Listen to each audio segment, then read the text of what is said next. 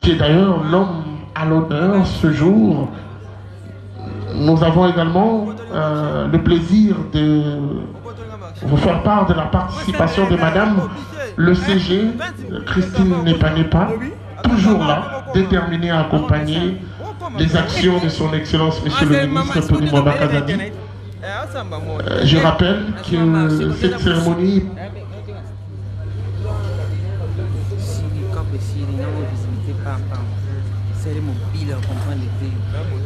que cette cérémonie connaît également la participation des différents conseillers au cabinet de son Excellence Monsieur le Ministre, le président ou on va dire ex-président ou président honoraire de la commission paritaire,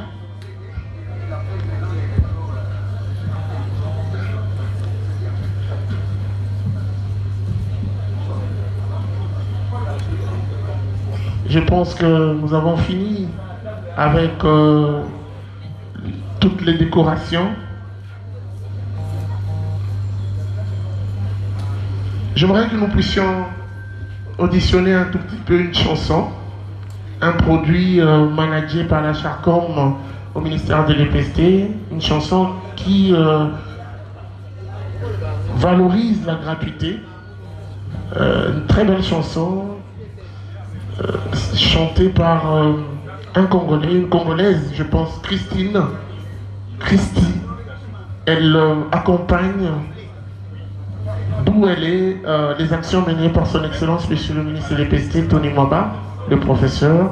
Et donc on va nous balancer et on reviendra juste après pour commencer enfin la cérémonie. Donc restez branchés sur Éduc TV puisque les surprises, il y en aura autant.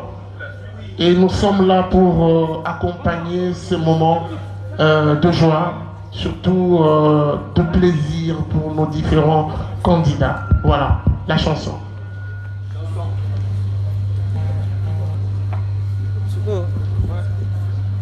Déjà boy, na ko kata tina balu na biso donc quand live boy.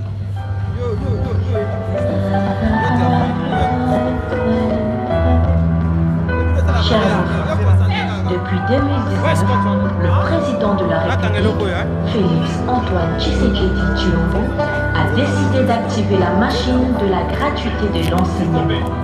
Pour veiller à cette gratuité, il a nommé le professeur Tony Mwamba Kazadi, ministre à l'EPST. On l'appelle le gardien de la gratuité.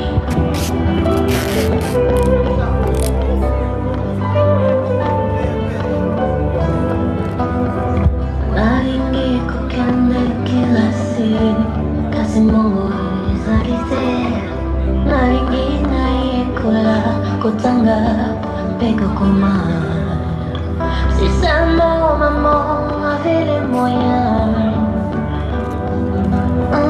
si seulement l'école était gratuite, si seulement je pouvais devenir enseignant,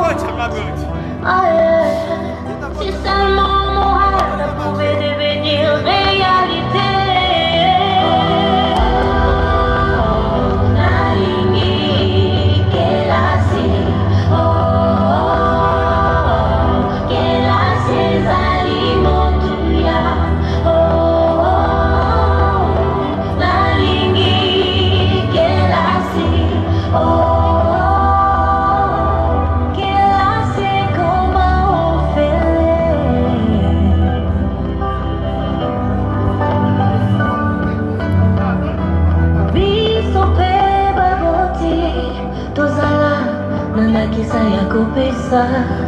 L'accès à l'école est gratuit maintenant.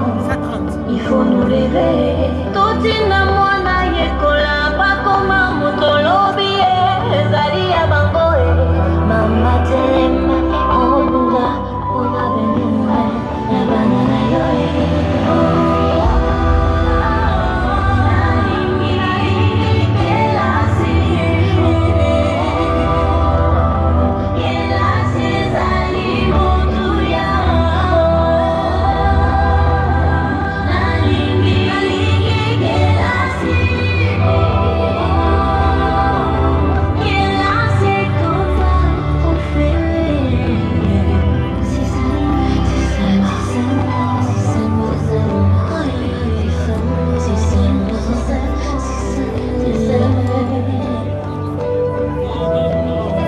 Merci à son Excellence, Monsieur le Président Félix Antoine Tshisekedi Tshilombo, et bon vent au professeur Tony Mwamba Kazadi.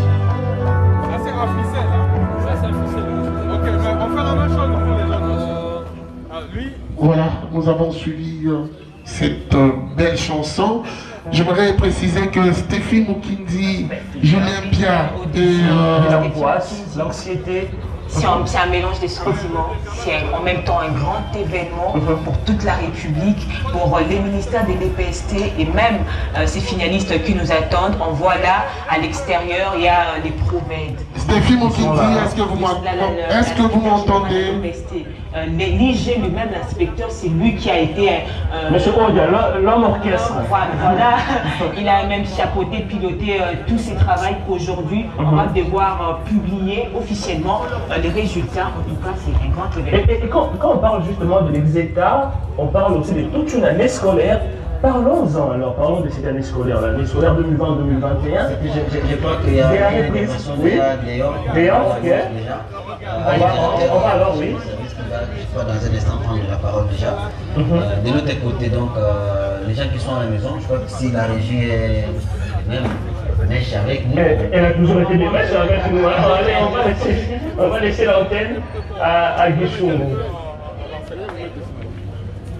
Excusez-moi, je peux passer? Voilà, Stéphie Mukindi, je sais voir que vous êtes en direct aussi sur notre plateau B. Vous avez reçu l'inspecteur général qui est avec vous, c'est ça, ou vous pensez recevoir l'inspecteur général? Pardon? Vous n'avez pas bien compris la question de savoir, vous êtes de l'autre côté, Oui. vous avez reçu ou vous pensez recevoir l'inspecteur général? Automatiquement, nous devons recevoir. Je me dis, ben voilà, l'événement oblige, hein, on doit impérativement avoir Monsieur l'inspecteur général Odia pour justement parler de ses qualités, hein, même la tenue de ces épreuves. Ça vaut la peine pour nous. Très bien, on va commencer par ces petits rappels, ce communiqué rendu public par le cabinet de son Excellence Monsieur le Ministre. Si à votre niveau vous pouvez le lire, ce communiqué qui précise justement que la publication du résultat de l'examen d'État se fera aujourd'hui, mais aussi que ce communiqué qui rappelle en même temps qui précise que nous allons devoir commencer avec la province du Haut-Katanga. On peut le lire et on répondra à l'antenne après. Volontiers. Communiqué officiel numéro MINEPST bar 4 min bar TMK bar 010 bar 2021 concerne publication des résultats de l'examen d'État session 2021. Le ministre de l'Enseignement primaire, secondaire et technique, le professeur Tony Mwamba Kazadi, porte à la connaissance du public que la publication des résultats de l'examen d'État session 2021 débute ce jeudi 30 septembre 2021 par la province du Haut-Katanga. Il signale que celle d'autres provinces se fera progressivement selon l'ordre du traitement des copies au niveau du Centre national de collection. À cette occasion, il a le plaisir de rendre public la liste des meilleurs lauréats de la province du Haut-Katanga à qui il adresse ses très sincères félicitations faites à Kinshasa le 28 septembre 2021 pour le cabinet du ministre Edi Kongolo, directeur des cabinets. Bissingo, voilà l'essence même de ces communiqués officiels. Voilà, merci. Donc, Stéphie Mukindi, merci surtout pour ces précisions. Je voudrais rappeler que je suis seul sur ce plateau, Rachel Kitita, qui est la charcante du ministère de l'EPST, est également avec nous. Rachel, bonjour et bienvenue à ce plateau spécial. Bonjour Monsieur le Directeur, merci. C'est un plaisir de partager ce plateau avec vous. Et je profite de l'occasion pour saluer les parents qui nous suivent à la maison, les plus de 800 000 finalistes de l'examen d'État édition 2021 qui nous suivent à la maison. Et par la même occasion, remercier les invités qui sont ici avec nous, des invités, mais également des partenaires, des membres du cabinet.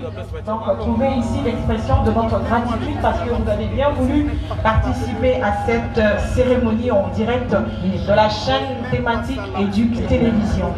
À nos plus de 800 000 finalistes, je sais que le cœur bat la chamade parce que on attend fermement les résultats, comme on dit, des pieds fermes. Depuis la fin de l'examen d'État, ça fait exactement 30 jours, un mois, jour pour jour. Et j'imagine que l'attente est très longue pour certains. Mais aujourd'hui, on va boucler la boucle parce que c'est le début et chacun d'entre eux pourra savoir qu'est-ce qu'il a été de la fin de son cycle humanitaire. Donc, on va d'abord commencer par le directeur de cabinet de son Excellence, Monsieur le ministre de l'Enseignement primaire, secondaire et technique, le professeur Tony Mwaba, le directeur de cabinet qui a signé un communiqué, mais un communiqué qui prête un tout petit peu ou qui a prêté confusion. J'aimerais ici, avec votre autorisation, Monsieur le directeur, appeler le directeur de cabinet du ministre de l'EPST, Maître Eddy Bantou, pour un petit éclairage, lever l'équivoque sur ce qu'a été, sur le communiqué signé. Oui. Alors, le directeur de cabinet va avancer vers nous, mais on va vous demander d'avoir votre micro en main. Il est juste là à côté. Je rappelle que M. Eddy Bantou est directeur de cabinet, comme vient de le dire Mme Rachel Kitita. Vous n'avez pas besoin de vous déplacer pour ça. La technique a tout prévu. Et donc, première question, vous avez signé un communiqué. J'aimerais faire comme vous, m'asseoir un tout petit peu. Comme ça, je serai un peu plus à mon aise. Vous avez signé un communiqué précisant la publication, plutôt la remise officielle de résultats aujourd'hui. Pourquoi le choix de la province du Haut-Katanga? Puisque la routine prévoit toujours la ville-province de Kinshasa pour commencer. Merci, monsieur le directeur. Ici est de préciser qu'il n'y a pas de confusion possible dans le communiqué qui a été signé. Le choix de la ville, de la province du Haut-Katanga est le fruit du travail qui se fait au centre de compilation et de correction. Et donc, la tradition voudrait qu'on commence par Kinshasa, mais écoutez, chaque année ne ressemble, toutes les années ne se ressemblent pas. Cette fois-ci, le travail a commencé sur les résultats venus de la province du Haut-Katanga et vu qu'ils sont disponibles, l'EPST s'étend sur l'ensemble de la République et donc c'est la province qui a été choisie et les autres suivront, comme le dit le communiqué, de manière progressive selon que les résultats sont traités au centre de correction à l'inspection générale de l'EPST. La confusion dont je parlais tout à l'heure, monsieur le directeur de cabinet, c'est au sujet de ceux qui nous ont suivis.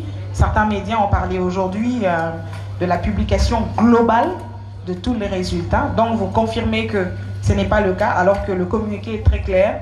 C'est une publication qui se fera de manière progressive. Mais alors, est-ce que, doit-on comprendre par là que Kinshasa va boucler la série cette fois? Je tiens à repréciser que le communiqué, en fait, annonce 3 points essentiels. 1, c'est le début de la publication aujourd'hui, la journée du 30. De 2, le deuxième point qui est évoqué dans ce communiqué, c'est qu'on commence par la province du Haut-Katanga. Et le troisième point dans le communiqué, c'est qu'on annonce les résultats des lauréats de la province du Haut-Katanga.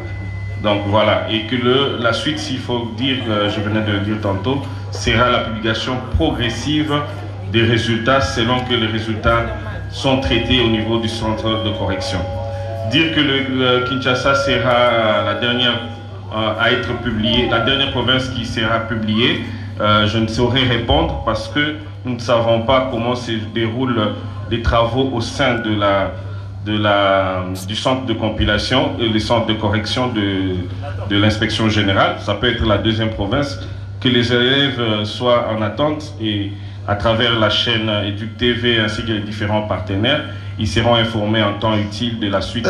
Est-ce que ce choix de la province du Haut-Katanga n'est pas lié au taux de réussite? Je vous dis qu'il n'y a pas eu un choix. Il y a eu des résultats qui ont été compilés en première position. C'était le traitement a avancé et a été clôturé pour la province. Je ne saurais pas vous dire c'est laquelle qui sera la deuxième province.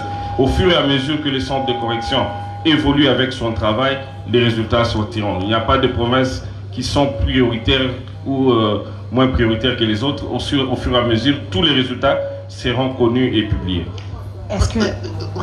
J'aimerais qu'on parle un tout petit peu aussi de la rigueur pendant ces épreuves. Vous savez, les autres années précédentes, on a eu à décrier un peu ce côté passoire avec un laisser-aller. Est-ce que cette édition a su quand même mettre en avant la rigueur pour qu'il y ait une méritocratie?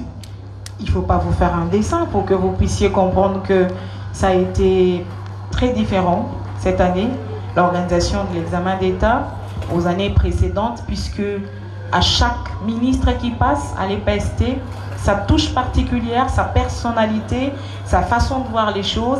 Ici, nous sommes dans une autre vision politique, la vision de l'alternance qui amène le changement politique, mais également changement dans tout ce que nous devons entreprendre pour le développement de la RDC. Mais enfin, c'est le fait d'avoir un ministre qui soit lui-même professeur d'université.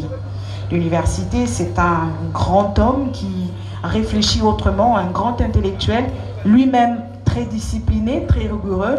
C'est tout à fait normal et logique qu'il emmène cette philosophie, la philosophie du président de la République, cette vision de diriger autrement le Congo.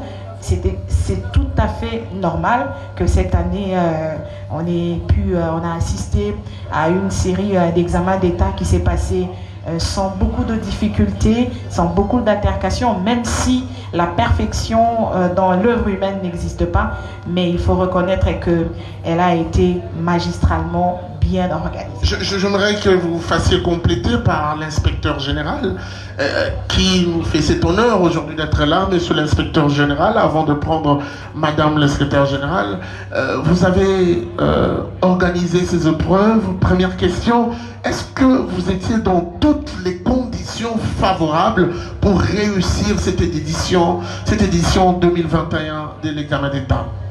Je précise toutes les bonnes conditions et je rajoute favorables. Toutes les bonnes conditions.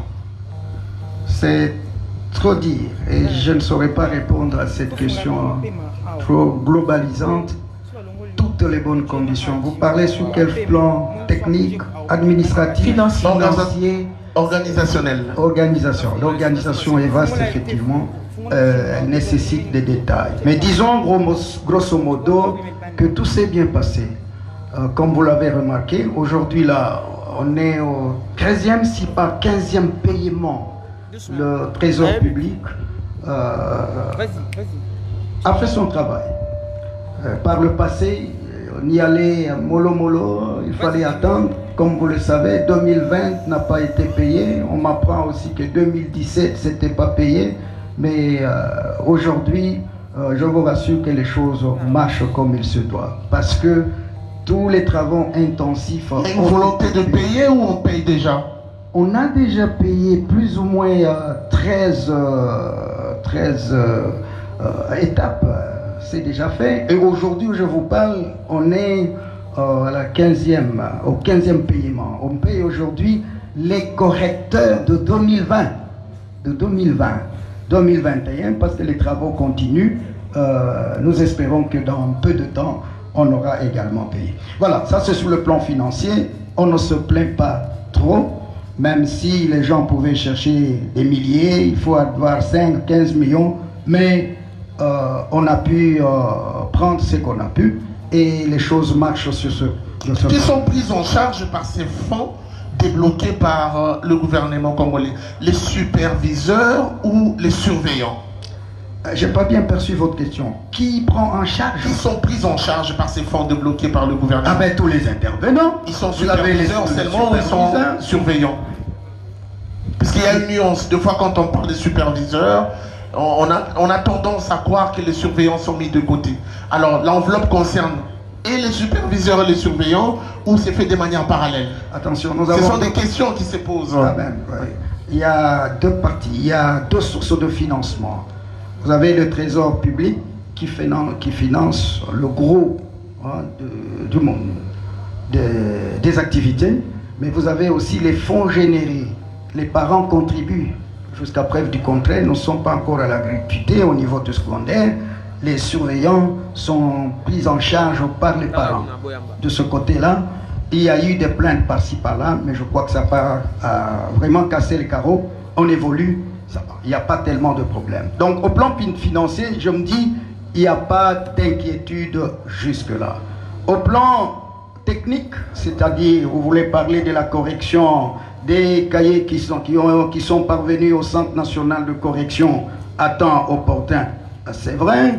Et également, je sais à quoi vous voulez en venir. Est-ce qu'il y a eu tricherie, il y a eu collaboration, il y a eu fraude, il y a eu...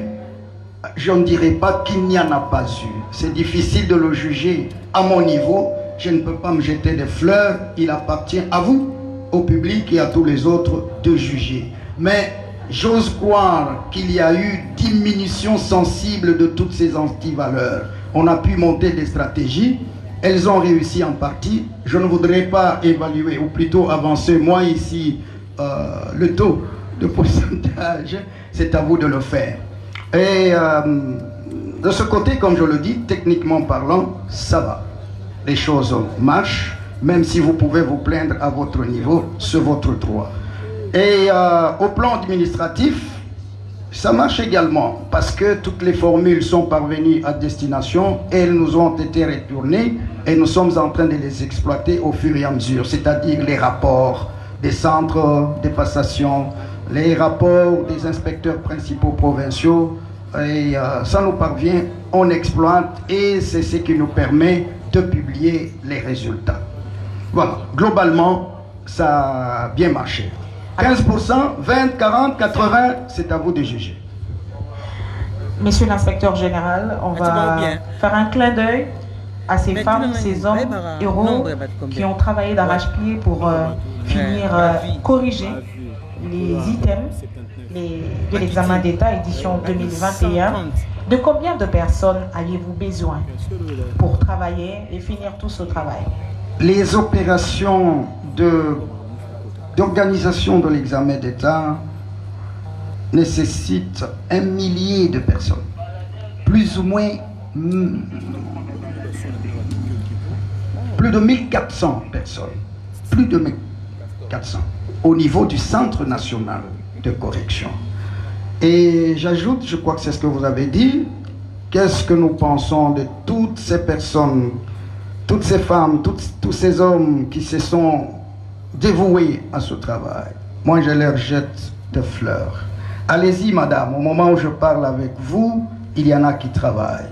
Et on le fait de jour comme de nuit, sans repos. L'équipe commence, il y a une équipe qui commence à 6 heures et qui termine à 14 heures. La deuxième équipe revient et termine à 20 heures. Et la troisième veille jusqu'à 6 heures du matin. C'est pas facile comme vous le pensez. Et si on parlait finances et budget, combien coûte l'organisation de l'examen d'État en RDC? Et cette année, combien ça a coûté au Trésor public? Tout y compris. N'oubliez rien, s'il vous plaît. On n'y est pas encore. Nous attendons. On n'a pas encore établi le budget parce que les travaux continuent. Je ne saurais pas vous dévoiler la cagnotte. C'est quand vous risquez de vous attirer des ennuis. C'est toujours pas très aisé de parler chiffres.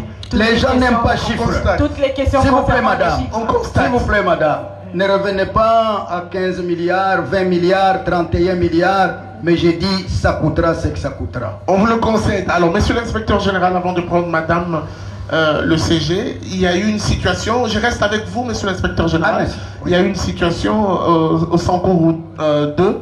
Vous n'en parlez presque pas. Vous avez suspendu ces épreuves dans ce coin de la République démocratique du Congo. Qu'est-ce qui en suit après?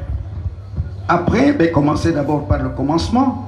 Il faut informer le public que la première journée des épreuves que nous appelons traditionnelles, cette première journée ne s'est pas déroulée au Sankourou parce qu'il y a eu des petits soucis.